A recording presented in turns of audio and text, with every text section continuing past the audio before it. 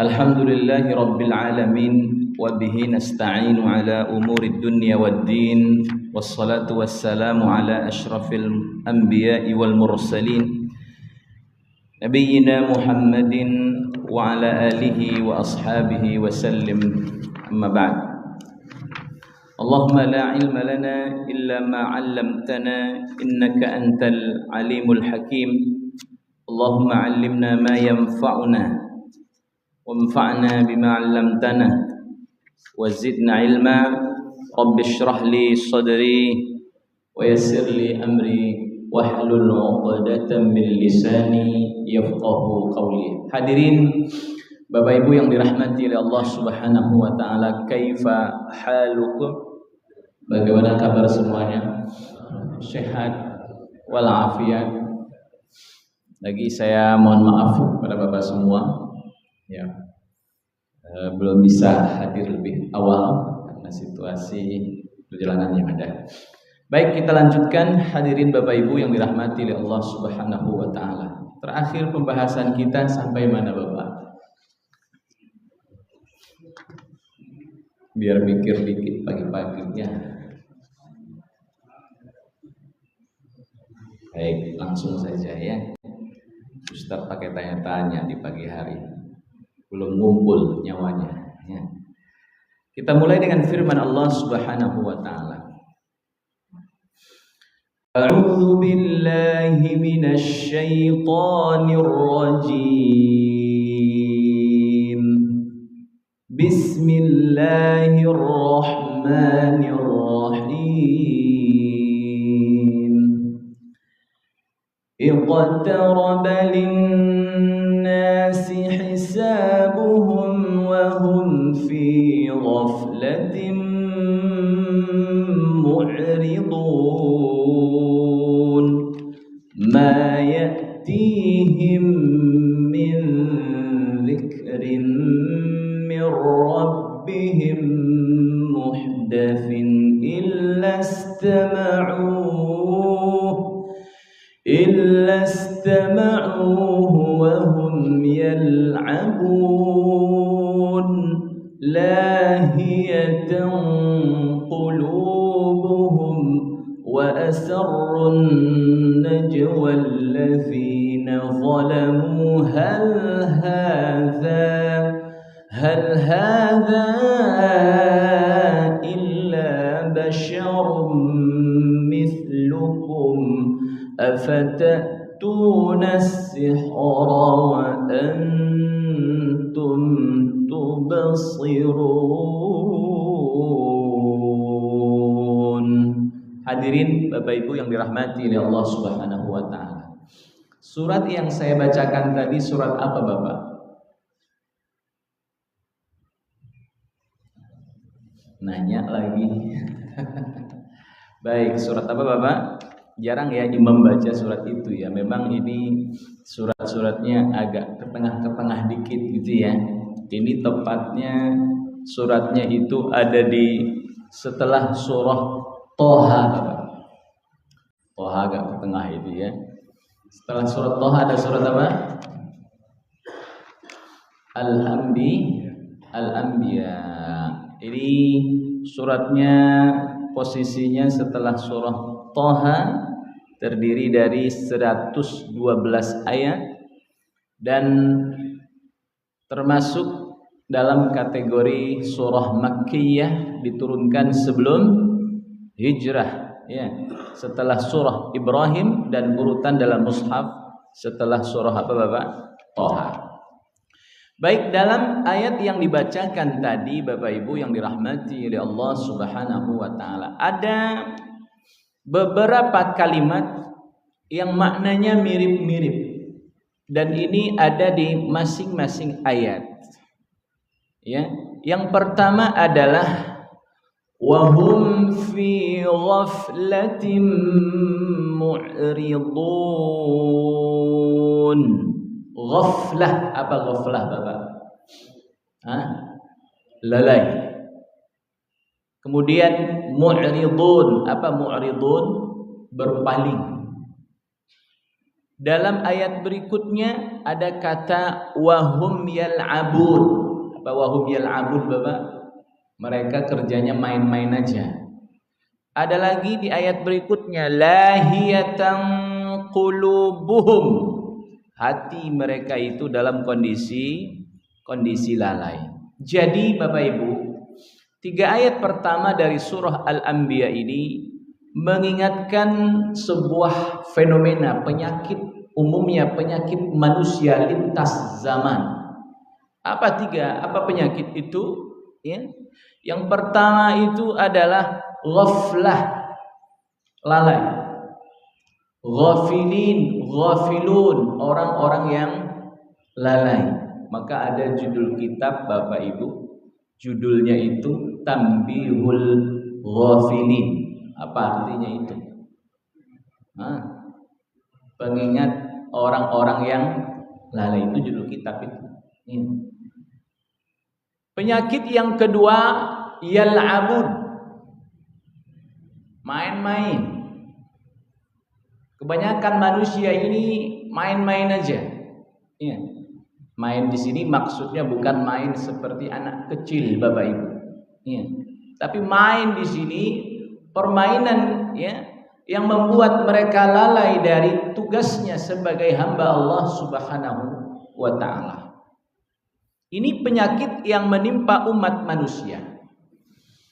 Dan Allah mengutus para nabinya mengingatkan manusia itu agar jangan kebanyakan main. Mengingatkan manusia itu agar jangan terjerumus ke dalam lubang kelalaian. Agar jangan terjerumus ke dalam perbuatan maksiat. Jadi ini tugas daripada para nabi Allah Subhanahu wa ta'ala. Dan nabi-nabi itu telah menunaikan tugasnya, mengingatkan manusia daripada penyakit-penyakit yang tadi sudah disampaikan. Ini tugas yang telah Allah berikan kepada para nabinya. Yang kedua, hadirin Bapak Ibu yang dirahmati oleh Allah Subhanahu wa ta'ala, nabi-nabi yang Allah utus ini adalah teladan bagi umat manusia. Betul nggak Bapak? Ada nggak nabi yang tidak menjadi teladan? Teladan semua. Maka sering saya sampaikan, utamanya nabi itu teladan dalam akhlak, Pak. Teladan dalam apa? Akhlak. Kalau dalam soal kekayaan memang ada yang lebih kaya daripada nabi-nabi itu. Dan kebanyakan nabi itu sebagai apa, Bapak? Penggembala. Nabi itu ada yang manggul kayu. Nabi itu ada yang menggembala kambing, bahkan kambing yang digembala itu bukan kambingnya sendiri, kambing orang pula. Ada yang kerjaannya mengumpulkan kayu bakar. Jadi dalam urusan kekayaan ada yang lebih kaya daripada mereka. Tapi dalam urusan akhlak, Pak, ya, dalam urusan budi pekerti, nabi-nabi itu adalah orang yang paling hebat, nomor 1, mengalahkan umatnya. Maka daripada ini kita mengambil pelajaran, akhlak budi pekerti itu modal bagi kita Bapak Ibu. Apa Pak? Modal. Modal utama dalam berdakwah itu adalah akhlak dan budi pekerti, bukan ini. Meski ini juga penting, tapi akhlak dan budi pekerti. Maka Allah Subhanahu wa ta'ala menjadikan semua nabi-nabi yang diutusnya itu dalam urusan akhlak tidak ada yang cacat satu orang pun. Bahkan dikatakan Nabi Muhammad sallallahu alaihi wasallam, banyak orang yang menjadi pengikutnya itu dikarenakan bukan melihat kedudukan Nabi Muhammad, bukan dikarenakan karena melihat kekayaan Nabi Muhammad. Karena apa, Pak? Gara-gara apa? Akhlak dan budi pekerti Rasulullah sallallahu alaihi wasallam. Salah satu akhlak yang ditunjukkan oleh para nabi itu Bapak Ibu, ini akhlak ini. Bahkan ditunjukkan pula oleh orang-orang dekat nabi itu. Akhlaknya. Di antaranya adalah Bapak Ibu, as-siqah billah. Apa Bapak? As-siqah billah. Apa arti as-siqah billah itu apa? Kepercayaan yang kuat, keyakinan yang kuat akan Allah Subhanahu wa taala, bahwa Allah itu adalah penolong, bahwa Allah itu akan menepati janjinya, bahwa Allah itu akan menolong hamba-hambanya, bahwa Allah Subhanahu wa taala akan menyelamatkan umat-umatnya. Maksudnya Allah akan menyelamatkan orang-orang yang beriman, dan kepercayaan yang kuat bahwa Allah tidak akan pernah menzalimi hambanya sedikit pun. Betul Bapak? Ini namanya apa? As-siqah billah. Ya, percaya penuh kepada Allah. Bapak Ibu, dulu ketika Nabi berangkat hijrah dari mana Pak? Mekah ke Madinah. Mekah itu kan tanah kelahiran Nabi, betul atau tidak? Nah, tapi Allah perintahkan Nabi, ya Rasulullah, kau pergi meninggalkan Mekah ini. Situasinya saat ini kondisinya tidak aman. Lalu kemudian Nabi pun bersiap untuk meninggalkan Mekah. Ada satu ungkapan yang dikatakan oleh Nabi, yang ungkapan ini menunjukkan betapa hancurnya hati Nabi dalam ungkapan kita sekarang, Pak. Apa kata Rasulullah? Kata Rasulullah sallallahu alaihi wasallam, Allahu ya'lam annaki ahabbul biladi ila qalbi. Laula anna qaumaki akhrajuni fama kharajtu. Allah tahu. Allah tahu sesungguhnya engkau ini ya Mekah adalah kota, tanah yang paling aku cintai. Kalau bukan karena kaummu mengusirku, mencampakkanku, sungguh aku tidak akan keluar dari tanah ini. Bapak tahu Mekah nggak? Bapak tahu kan, pada umroh semua, ada pada haji semua. Kalau dibandingkan Mekah dengan Bekasi ini, kira-kira lebih gersang mana Pak? Gersang sono ya. Batu-batunya, Bapak pernah naik ke atas bukitnya itu? Nah, Bapak lihat di situ, tandus, kering, kerontang. Ya. Kalau udah musim panas itu panasnya, anginnya itu bukan angin sejuk, tapi anginnya angin panas. Ya. Keluar dari hotel itu berasa digampar dengan apa Pak? Kompor. Kenapa? Panas yang datang anginnya itu.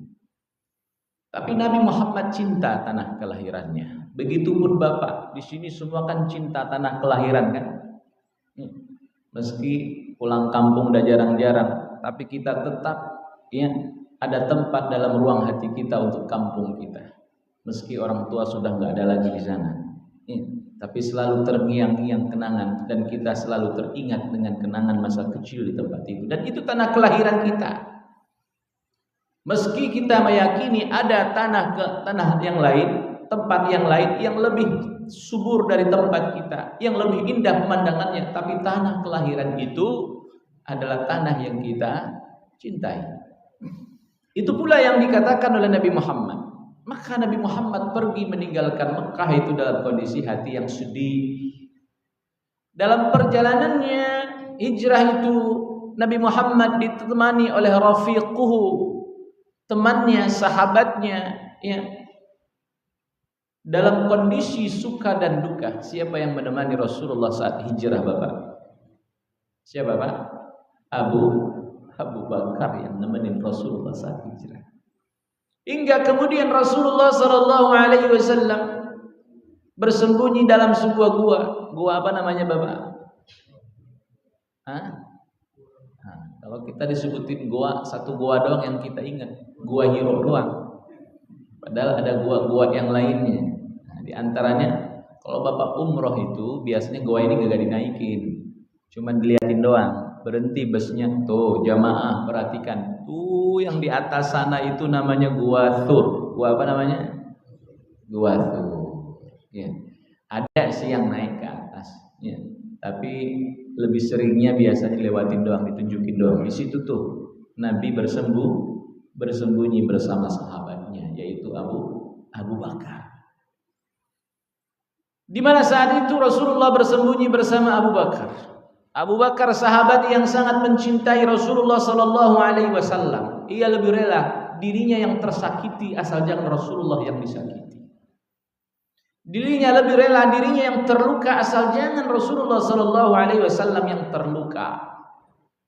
Dirinya lebih memilih dirinya yang disengat oleh binatang asal jangan Nabiullah Muhammad sallallahu alaihi wasallam yang tersengat oleh binatang. Ketika Abu Bakar menyadari bahwa musuh itu sudah dekat dan kalaulah dia melihat ke atas, maksudnya musuh itu melihat ke bawah, maka dia akan melihat Rasulullah sallallahu alaihi wasallam di bawah bersama Abu Bakar. Niscaya itu akan ketahuan. Disitulah Bapak Ibu, Abu Bakar itu sangat cemas. Apa Pak? Sangat cemas. Disitulah Abu Bakar sangat khawatir. Disitulah Abu Bakar sangat ketakutan. Bapak Ibu, kalau kita lihat orang cemas Pak, kelihatan dari apanya Pak? Mukanya, betul atau tidak? Kelihatan dari mukanya orang cemas itu. Orang takut itu kelihatan dari wajahnya. Orang cemas itu kelihatan dari sikapnya. Nabi tahu ini Abu Bakar cemas. Dan Nabi itu mengakui ketulusan, kejujuran imannya siapa Pak? Abu Bakar As-Siddiq. Maka Rasulullah menggaransi iman Abu Bakar ini iman nomor wahid. Gak ada yang bisa ngalahin siapa Pak? Imannya Abu Bakar di muka bumi ini. Maka ketika Abu Bakar As-Siddiq itu dalam kondisi ketakutan mencemaskan diri Rasulullah sallallahu alaihi wasallam, apa kata Rasulullah Pak kepada Abu Bakar? Ini ungkapan yang begitu indah, menunjukkan apa Pak? Thiqahnya Rasulullah kepada siapa? Allah Subhanahu wa taala. Padahal musuh sudah dekat. Dan boleh dikatakan kondisinya sudah terkepung. Apa kata Rasulullah sallallahu alaihi wasallam? La takhaf wa la tahzan innallaha ma'ana. Masya Allah. Apa Pak ungkapan itu artinya? La tahzan wa la takhaf, apa artinya? Jangan kau sedih, jangan kau takut. Innallaha ma'ana. Sesungguhnya Allah bersama kita. Allahu Akbar. Ini menunjukkan apa Pak? Nabi Muhammad cemas nggak saat itu? Nggak ada cemas. Nabi Muhammad takut nggak saat itu? Nggak ada takut. Padahal musuh ada di mana? Dekat dia. Tapi yang cemas, yang takut siapa Pak? Abu Bakar. Kita boleh mengatakan normal Abu Bakar saat itu cemas dan takut. Tapi bagi Rasulullah sallallahu alaihi wasallam Pak, itu bukan sesuatu kondisi yang bisa membuat dirinya khawatir, cemas dan takut. Kenapa? Dalam ungkapan dia mengatakan innallaha ma'ana. Allah bersama kita. Lagi ini namanya apa Pak? Thiqah billah. Percaya kepada siapa? Allah. Tugas Nabi apa Bapak? Tugas Nabi itu berikhtiar, jangan petentang-petenteng. Innallaha ma'ana, lalu kemudian ada musuh dekat jalan aja begitu. Enggak bisa begitu juga. Tetap ikhtiar untuk apa Pak? Menyelamatkan diri, umpet. Ada ikhtiar di situ, harus ada ikhtiar. Seberapa kecil pun ikhtiarnya, itu harus ada ikhtiarnya. Ini namanya apa Pak? Thiqah billah. Lagi thiqah billah yang kedua. Orang yang thiqah billah itu Pak, hatinya itu apa? Tenang.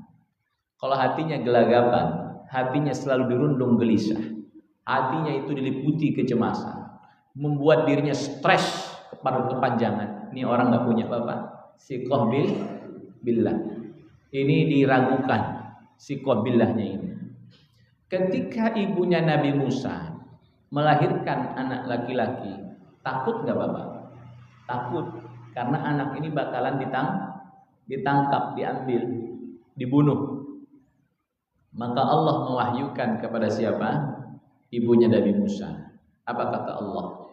Wa auhayna ila ummi Musa an ardi'i. Kata Allah apa Pak? fa'alqihi fil yammi wala takhafi wala tahzani inna radduhu ilaiki wa ja'iluhu minal mursalin. Ketika ibunya Nabi Musa itu cemas, Pak, takut nih anak bakal diambil. Apa kata Allah? Alqihi fil yam. Buang anakmu ini, lemparkan dia, jatuhkan dia ke dalam sungai atau ke dalam laut. Ibunya bilang apa? Ya Allah, kenapa anak saya harus dilempar ke sungai?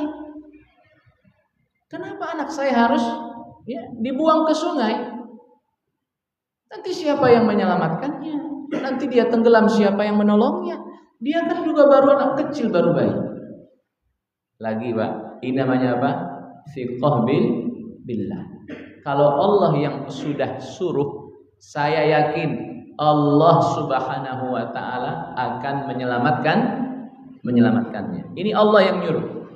Apalagi Allah berjanji di ujungnya, inna radduhu ilaik, sungguh kami akan mengembalikan anakmu itu kepadamu dan kami jadikan dia nabi. Ketika ungkapan itu Pak sampai ke telinganya dan merasuk ke dalam hatinya, sedikit pun tidak ada keraguan dalam hati seorang ibu akan janji Allah untuk melemparkan anaknya ke dalam sungai. Dimasukin gak anaknya ke dalam sungai Pak? Dihanyutkan gak ke sungai? Dihanyutin ke sungai. Nah yang begini-begini namanya apa Pak? Thiqah billah. Padahal itu tantangannya besar Pak. Padahal itu bahaya. Itu perbuatan yang banyak madaratnya itu. Anak kecil dilarikan, dihanyutkan ke sungai. Tapi karena yang nyuruh ini bukan sembarangan, Allah yang nyuruh. Pokoknya percaya aja udah. Ibunya Nabi Musa gak bertanya, ya Allah, kau suruh aku untuk menghanyutkan anak di sungai. Nanti gimana cara dia balik ke darat lagi? Ya Allah, nanti kalau dia tenggelam, nanti siapa yang mengambilnya? Ya Allah, nanti kalau nggak ada begitu sudah. Pokoknya serahkan apa Pak? Serahkan urusannya kepada Allah. Nanti Allah yang ngatur. Itu bahasa orang kita sekarang Pak. Allah yang ngatur. Ikhtiarnya apa? Ikhtiar daripada ibunya Nabi Musa itu nyuruh kakaknya Musa. Nyuruh kakaknya Musa gimana? Kau ikuti adekmu itu.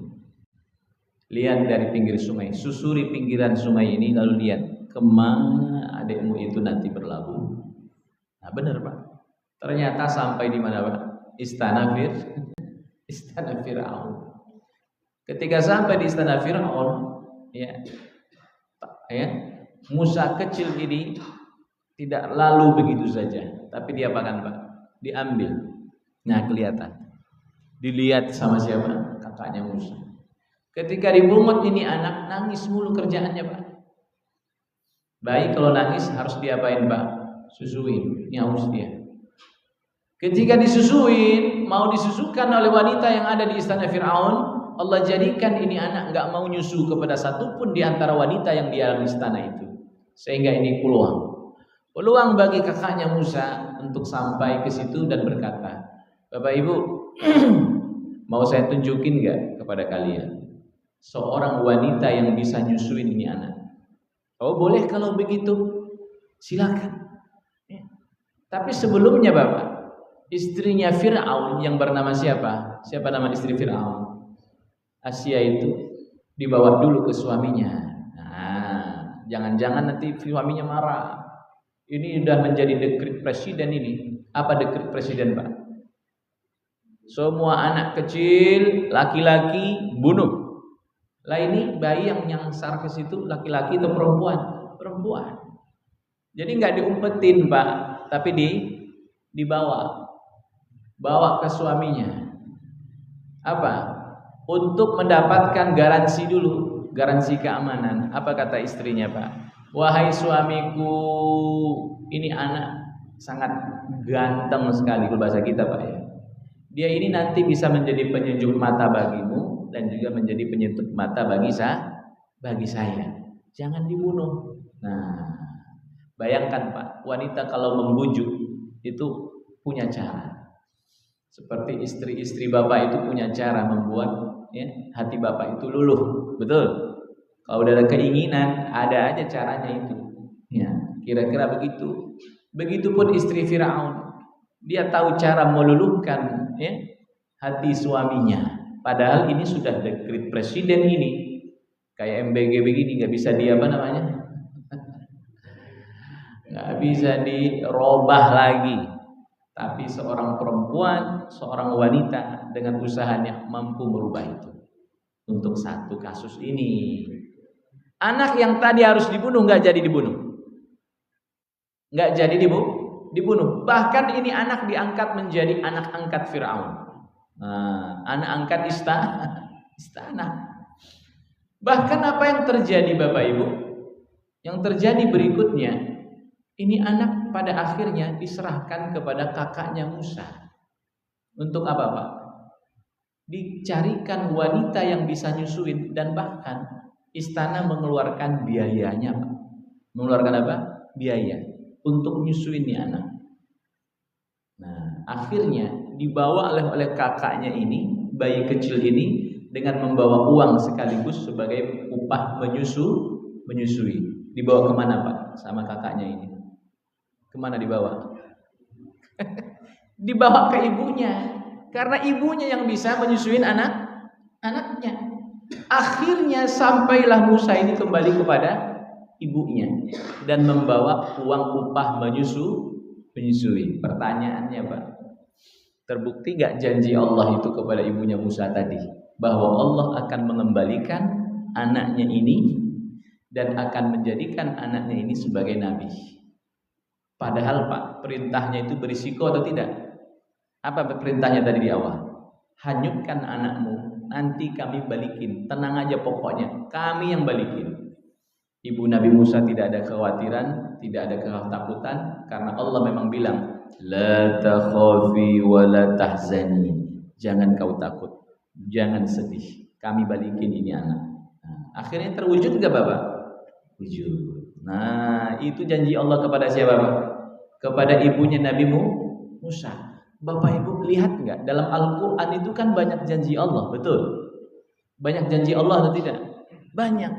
Banyak janji Allah kepada orang beriman atau tidak? Banyak. Kalau kita betul-betul thiqah kepada Allah, kita yakin semua janji itu bakalan terwujud kepada kita. Tapi kenapa kita masih sering cemas? Kenapa kita masih sering khawatir? Seakan-akan kita ini tidak percaya kepada janji Allah itu. Allah katakan dalam Al-Quran, innal ladzina amanu wa 'amilus shalihat. Sesungguhnya orang yang beriman. Nah, ingat, orang beriman. Wa 'amilus shalihat, dan beramal soleh. Lahum jannat, bagi mereka surga-surga yang mengalir di bawahnya bumi, bawahnya sungai. Mendengar ayat ini Bapak, kalau orang yang thiqah kepada Allah Subhanahu wa taala, Masya Allah, hatinya akan terus diliputi dengan apa Pak? Kesenangan, kebahagiaan. Kenapa? Orang beriman, beramal soleh, digaransi oleh Allah akan mendapatkan apa Pak? Surga. Makanya di dunia ini dia gak pernah cemas. Pokoknya jalan yang dia tempuh apa Pak?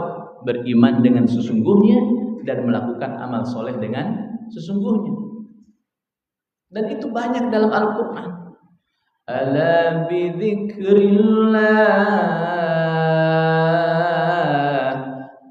bidzikrillahi tatma'innul qulub. Dengan berzikir kepada Allah, hati kamu menjadi tenang. Jadi semuanya sudah Allah kasih tahu kepada kita dalam Al-Quran itu. Maksudnya solusi kehidupan ini. Tapi kenapa masih kita diliputi dengan kecemasan, kegelisahan? Karena kita belum thiqah kepada siapa Pak? Kepada Allah Subhanahu wa ta'ala. Lagi saat apa Pak? Siapa itu yang ditinggal sendirian bersama anak kecil di tengah gurun pasir tandus yang tidak bertuan itu Pak? Siapa? Siti Hajar ya. Jauh-jauh Nabi Ibrahim dari mana Pak? Dari Palestina, Syam, datang ke tanah tandus tidak bertuan. Di mana itu Bapak? Mekah. Anak kecil yang masih belia sekali, ditinggal bersama ibunya. Lalu Nabi Ibrahim pun berangkat, meninggalkan istri dan anaknya. Sedih nggak Nabi Ibrahim itu Pak? Manusiawi fitrahnya sedih. Tapi Nabi Ibrahim itu yakin, ini istri saya, ini anak saya, nggak bakalan disia-siakan oleh Allah. Itu namanya fiqh billah. Nanti istri saya nggak makan di mana dimakan binatang buas, nggak bakal dirampok, diculik, mati kelaparan, enggak. Dan begitu pun dengan istrinya Pak. Ketika sang suami pergi, disamperin sama istrinya, wahai suamiku, kenapa kau tinggal aku di tempat seperti ini yang tidak bertuan bersama anakmu yang masih kecil ini? Dia aja Pak. Lah berlalu. Disusul lagi sampai berapa kali sampai ketika istrinya berkata, wahai suamiku, apakah ini yang nyuruh Allah Subhanahu wa taala? Lalu Nabi Ibrahim kasih kode, yang ini memang Allah yang nyuruh. Kata istrinya Bapak, kalau Allah yang nyuruh pasti tidak akan menyia-nyiakan hambanya. Ini namanya Bapak fiqh billah. Nah, maksudnya kita meneladani fiqh billah ini, Bapak tidak akan stres. Stres itu kan kadang menghampiri ya. Tapi kalau kita yakin dengan janji Allah, kita nggak bakalan stres. Minimal stresnya berkurang. Minimal apa Pak? Stresnya berkurang. Atau stresnya tidak ada sama sekali. Maka Nabi Muhammad SAW orang yang paling tenang. Ya. Padahal di luar sana orang pada ketakutan, sedih. Tapi Nabi Muhammad itu Pak, tenang baik. Apalagi saat dikurung. Dikurung di mana Pak? Di sebuah rumah sudah dikepung. Kanan, kiri, belakang, depan. Nabi Muhammad anteng aja Pak. Karena yakin apa Pak? Allah akan menyelamatkan dirinya. Allah akan menyelamatkan hambanya. Dan Nabi Muhammad pun selamat. Dan itu pun juga yang diyakini oleh para nabi-nabi Allah Subhanahu wa ta'ala.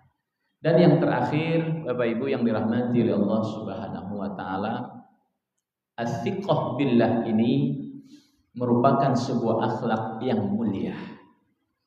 Dan ini kunci daripada ketenangan hidup. Dan as-siqah billah ini bisa kita wujudkan dalam keluarga kita. Maksudnya Bapak? Suami percaya kepada istri. Istri pun juga percaya kepada suami. Dan dia pun menjadi pribadi yang siqah itu betul-betul dia wujudkan dalam kehidupannya. Siqah, pribadi yang siqah itu Pak, pribadi yang punya integritas. Paham Pak? Pribadi yang punya apa? Integritas. Kalau pada zaman dahulu dalam ilmu hadis, ya dalam hadis itu orang yang siqah ini rajulun siqah, ini orangnya siqah. Kalau orang disebut siqah dia punya dua hal. Yang pertama punya adalah apa Pak? Adalah. Ya. Adalah di sini bisa kita artikan dia punya integritas, nggak bohong, nggak pendusta, ya. Tidak pernah bahkan melakukan perkara-perkara yang menurut keumuman orang Pak biasa. Contoh Pak, kencing berdiri, ya. Contoh lagi, bahkan makan-makan di pinggir jalan itu Pak, itu disebut bisa mengurangi kesikohan seseorang. Ya, kalau orang ini disebut riwayat hadisnya itu apa Pak? Riwayat hadisnya itu bisa diterima. Yang kedua, hafalannya itu apa Pak? Kuat, terpercaya. Nah, itu siqah dalam ilmu hadis. Jadi pribadinya itu punya integritas. Nah, maksudnya keluarga kita akan anteng-anteng kalau masing-masing kita berupaya menjadi pribadi yang siqah. Kemudian istri siqah kepada suami, suami siqah kepada istri. Bapak pulang kerja, ya sudah diintegrasi sama siapa Pak? Istri. Apalagi parfumnya baunya udah beda. Pak kan banyak tuh begitu-begitu. Ini kok parfumnya gak beda-beda sama parfum yang tadi mama semprotkan sama papa di pagi hari tadi. Enggak, sama aja ini, coba cium. Enggak Pak, ini kayaknya parfum mahal ini. Tapi baunya kok agak feminim seperti itu Pak. Ini mulai nih. Tidak fikoh. Bisa jadi ini papanya disemprotin minyak wangi tadi sama temannya baru pulang umroh. Enggak, ini minyak wangi ini tadi teman papa itu baru balik dia dari umroh. Disemprotkan sama ke baju papa ini. Tapi dia bilang, enggak ada. Ini pasti dari papa pergi tadi sama perempuan lain. Nah, ini begini namanya Bapak. Bukan sikoh kepada suami ini. Curigaan terus bawaannya.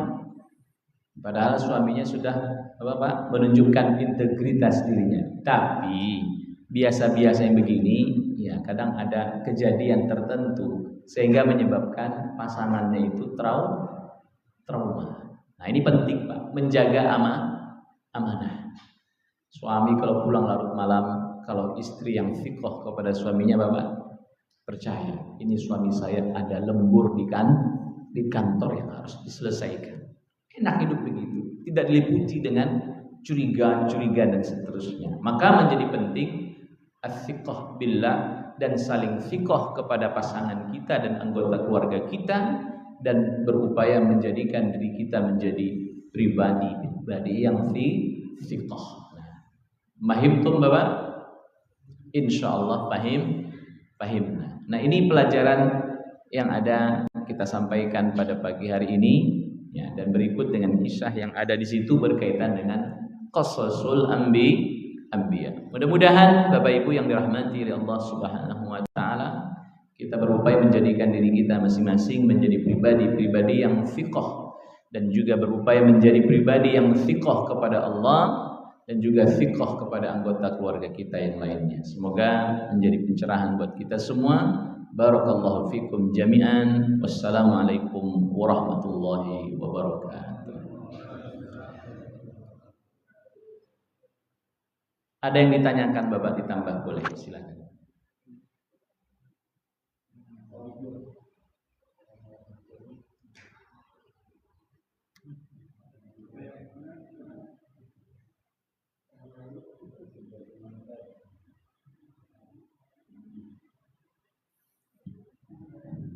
Gak ada ya, senang saya. Kenapa? Udah paham semua Ustaz itu dah. Oh ada, monggo Pak, silakan. Waalaikumsalam.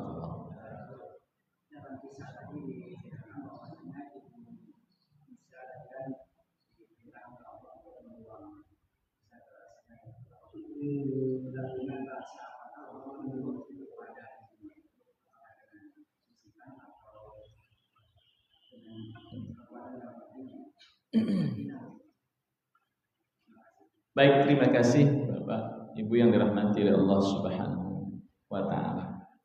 Dalam redaksinya Bapak Ibu, bunyinya itu adalah wa auhayna. Apa artinya Bapak? Wa auhayna, dan kami wahyukan kepada siapa? Ibunya Nabi Musa. Nah, kaitan dengan hal ini, hadirin Bapak Ibu yang dirahmati oleh Allah Subhanahu wa taala, perintah yang Allah sampaikan kepada hambanya ini ada bermacam-macam bentuknya. Contoh, ada perintah yang Rasulullah SAW sampaikan kepada para nabinya, seperti Nabi Muhammad, dan juga Nabi siapa lagi Bapak?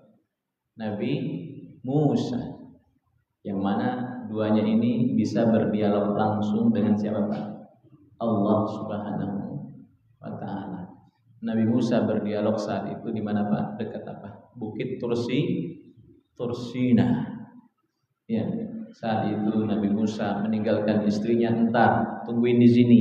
Saya mau nyari api. Barangkali api itu bisa buat nerangin jalan nanti. Ditungguin di situ. Karena dia melihat ada api dari jauh. Ternyata di situ tempat yang diberkahi. Disitulah Nabi Musa berdialog langsung dengan Allah Subhanahu wa ta'ala. Begitupun juga Nabi Muhammad juga bisa berdialog langsung. Dan wahyu ini juga bisa disampaikan melalui perantara siapa Pak? Perantara siapa? Malaikat Jibril. Nah, adapun juga bisa datang dalam bentuk apa Pak? Ilham. Ya. Dan juga bisa dalam bentuk berupa mimpi yang benar. Ya. Yang sampai. Nah, adapun kepada Nabi Musa ini, kepada ibunya ini, Bapak Ibu yang dirahmati Allah Subhanahu wa taala, ya. Kalau dalam kepada Nabi Muhammad, itu Nabi Muhammad itu ini belum saya jelaskan tadi, Pak. Ketika menerima wahyu itu apa? Itu kondisi tubuhnya disebutkan saat itu dalam kondisi berat. Bahkan disebutkan situasi yang berat yang dihadapi Nabi itu yang memberikan dampak ke fisiknya itu apa? Saat menerima wahyu. Nah, bahkan sampai disebutkan Nabi itu sampai berkeringat. Nah, itu ketika proses penerimaan wahyu. Nah, adapun kepada ibu Nabi Musa ini tidak dijelaskan secara spesifik dalam Al-Qur'an ini bagaimana wahyu ini bisa sampai kepada Nabi Musa, apakah kepada ibunya, apakah ada yang mengantarkannya, yang menyampaikan, apakah ada orang malaikat datang kepadanya atau seperti apa. Tapi yang diredaksikan di sini bahwa kami telah wahyukan dan wahyu itu sampai kepada ibunya Nabi Musa, dan ibu Nabi Musa meyakini ini adalah wahyu dari Allah Subhanahu wa taala. Wallahu a'lam. Apakah itu bentuknya dalam bisikan, apakah bentuknya itu disampaikan secara langsung melalui malaikat dan seterusnya. Tapi redaksinya di sini wa auhayna ila ummi Musa an ardi'i, dan kami wahyukan kepada ibunya Nabi Musa untuk menyusui Musa itu, dan perintahnya itu diyakini ini langsung datang dari perintah Allah Subhanahu wa taala. Adapun wahyu kepada sampai Nabi Muhammad itu jelas Bapak. Ya, wahyu dibawa oleh malaikat Jibril. Jibril bertemu dengan Rasulullah sallallahu alaihi wasallam dan seterusnya. Lagi Bapak, monggo yang lain. Silakan Bapak. Ya.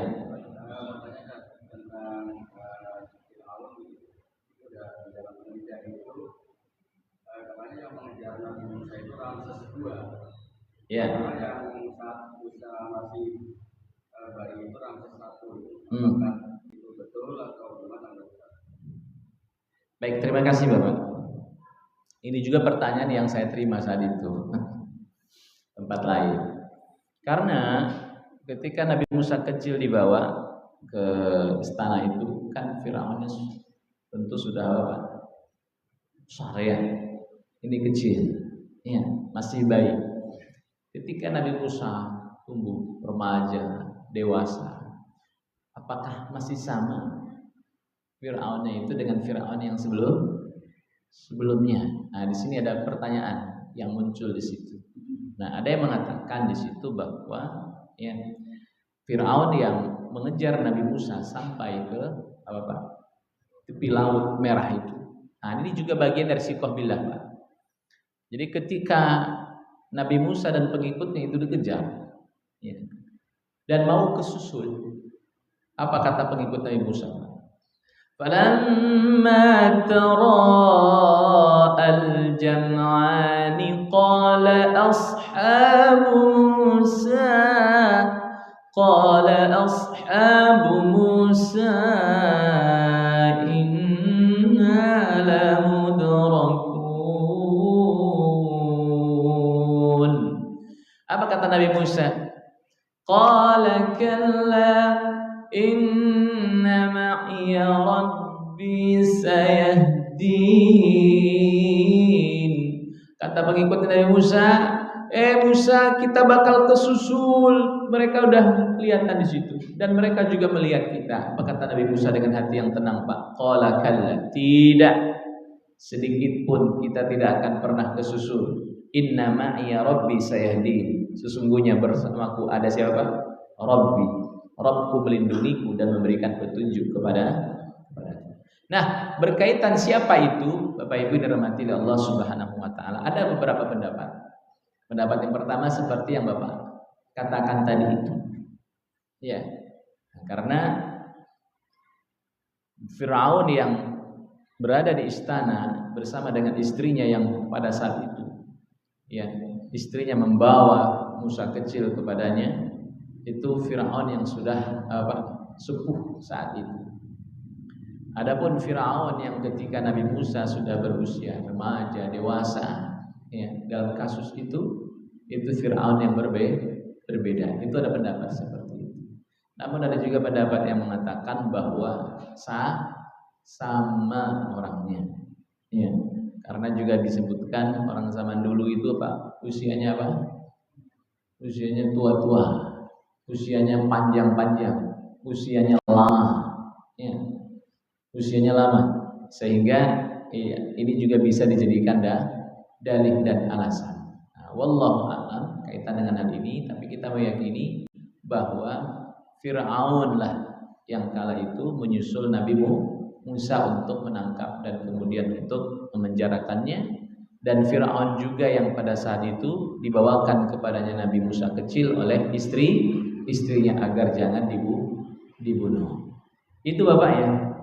Nah, adapun kaitan dengan wahyu tadi itu Bapak, itu bisa berupa bisikan hati, ilham lah, semacam ilham itu Bapak, bisikan hati. Dan bisikan hati ini kuat dalam dirinya, dan ini diyakini datang dari Tuhan, dari Allah Subhanahu wa taala. Wallahu a'lam bishawab. Ada lagi yang lain Bapak? Cukup?